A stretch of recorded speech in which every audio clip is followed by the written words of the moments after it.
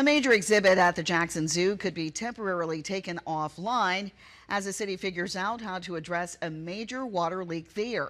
Interim Chief Administrative Officer Peter Tewison recommended taking the chimpanzee exhibit offline at budget deliberations Wednesday. Tewison says a temporary solution would include moving the chimpanzees into an enclosure so the fire hydrant could be turned off, the exhibit's moat could be drained, and the leak could be fixed.